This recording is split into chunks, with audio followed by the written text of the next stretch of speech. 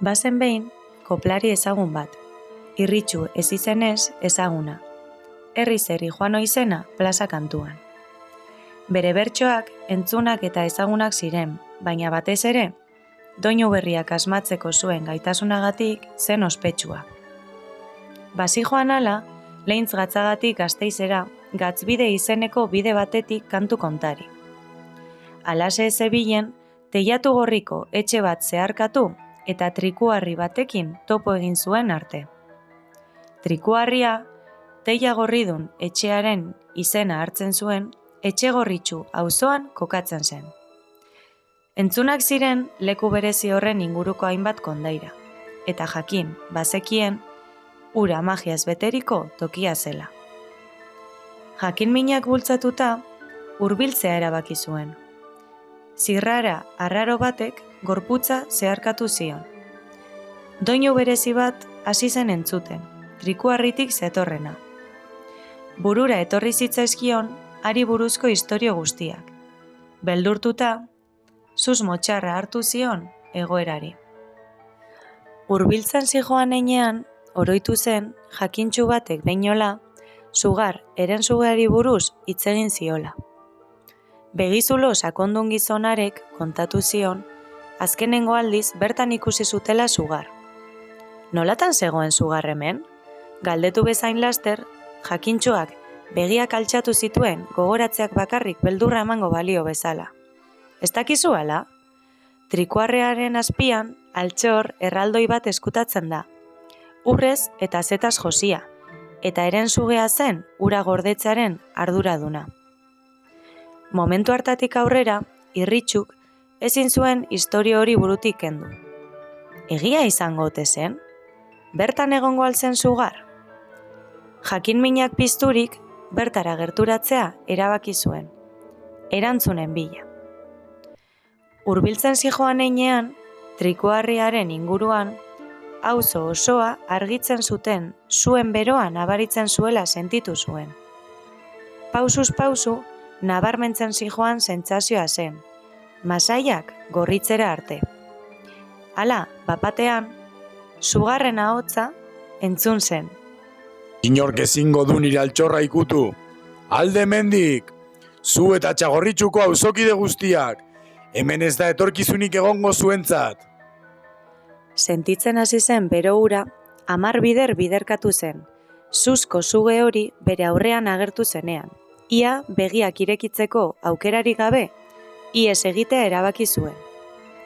Ihesean zijoala, ikaraturik eta dardarka, auzokide batekin egin zuen topo. Mari zuen izena. Jantzi eleganteak zituen, belar edo lokatz zipristen gabeak. Naturak men egingo balio bezala. Begirada sakon eta argiarek jakituriaz beterikoa zirudien. Ikusi dudanez, sugarrekin egin duzu topo. Urteak dira trikuarrian eskutatua bizi denetik. Auzokideok urte luzez borrokatu dugu bere aurka, lurralde honen salbatzailean hori izango zain. Banan joan gara pasatzen ezer lortu gabe. Orain, zuoi dagokizue auzoa askatzea. Tori, are ezazu amuleto hau. Botere berezi batez dago ornitua. Baina botere hori askatu ahal izateko, barruan gordetako sekretua deskubritu beharko duzu. Botere horrekin sugarri aurre egin eta bere atzapar gaiztoetatik askatu ahal izango duzu auzoa. Benetan indartsua da bere boterea. Amuletoa eskuetan hartu eta berari so zegoen bitartean, Mariren silueta desagertu zen oharkabean.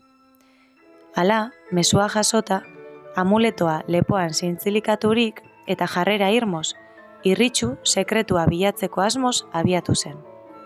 Nondik hasi jakin gabe, auzoko txoko ezberdinak miatu zituen. Amuletoak gordetzen zuen sekretua topatzen lagunduko ziolakoan. Auzo berezia da hau. Behar bada ez da politena izango, baina zera. Hortxe daude umeak eskolan, jolasean eta ikasten. Irakasle horiekin ondo ikasiko dute maitasuna zer den. Han daude ere tokiko nagusienak, bizitzak irakatsi diena auzokideekin konpartitzen. Eta bizitzaz gozatzen, noski. Eta hor daude gazteak, auzoa auspotu nahian. bertan duintasunez bizi nahi dutela aldarrikatuz. Bakoitza bere bidean, baina denak elkarrekin, komunitatean. Hori da marka. Neguko solstizio eguna zen, urteko egun laburrena, eta gau luzeena ematen den egun berezia. Kondairek ziotenez, urtero, egun horretan, Sugar bere eskutalekutik atera ohi zen auzokideak zirikatzera, eta egunaren ospakizuna zapustera.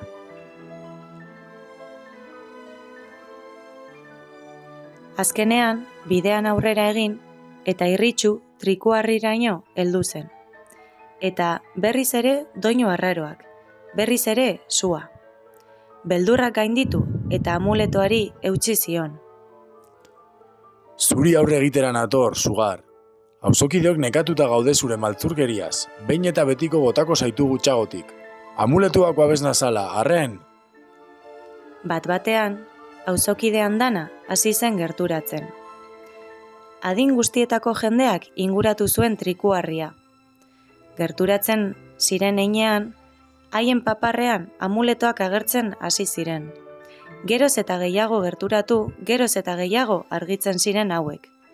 Jantzita zuten horiei berotasun eta indar handana transmitituz. Hamarnaka, ehundaka ziren, baina hala ere bat bakarra. Hartara, Sugar agertu zen oso haserre.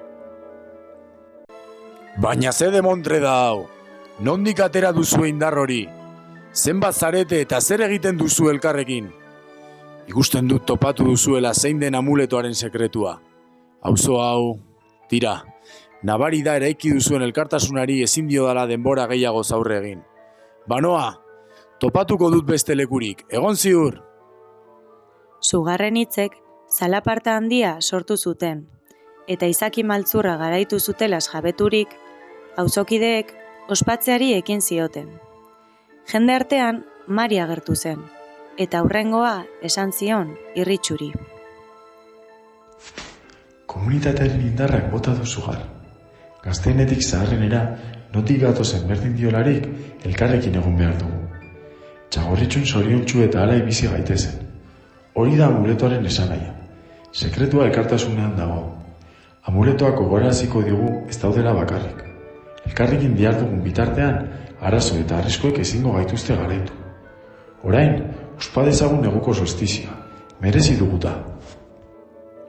Eta hala bazan, edo ez bazan, sar dadila kalabazan, eta irten dadila Txagorritxuko plazan.